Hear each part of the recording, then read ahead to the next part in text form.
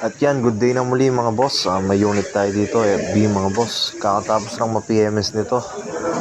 At meron pang isang concern si sir dito mga boss na request na kung pwede daw ayusin natin yung wiper niya mga boss.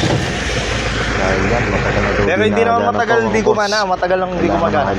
Matagal lang hindi gumagana to sir. Yung one. Oh, wiper. Kaya dito mga boss, yan sinubukan Matagal ko lang muna hindi dito. gumagana. Talagang wala, ayaw gumana mga boss. Tingnan ko yung wiper Kaya mo. si sir yung pinapito ko dito mga boss. Yeah, wiper mo. Ayan. Ayan, talagang wala mga boss. Ilang beses na namin pinagpitik yan. Ayan. Sige, wala.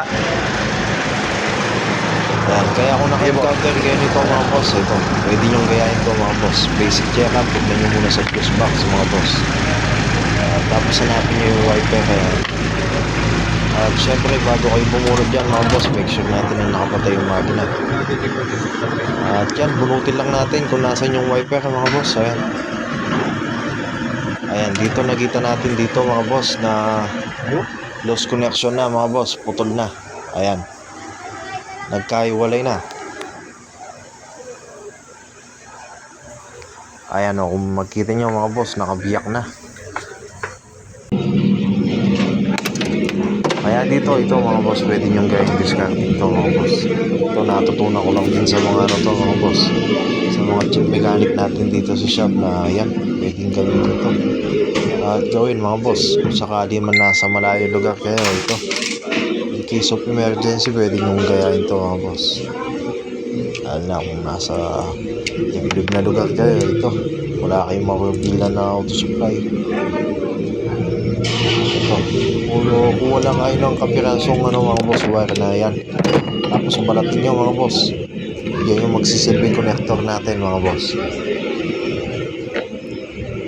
Ayan, ito pansamantala lang ito mga boss. Kung sakali man, pag nakauwi na sina sir dito, pinapapili na natin ang fuse. Mura lang naman yung fuse mga boss.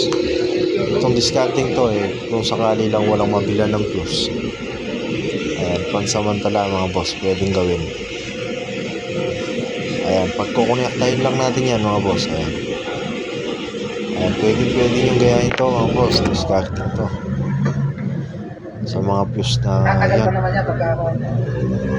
walang mabilan ng pansamantalang fuse. Ayan po, paikutin nyo lang po. Kaya dito yan, tinuturo natin kay sir na mas maganda, medyo kapit na kapit. encounter ulit Hindi, mga kung boss, sakali lang pwede na niyong gayahin ano, yan. magkano.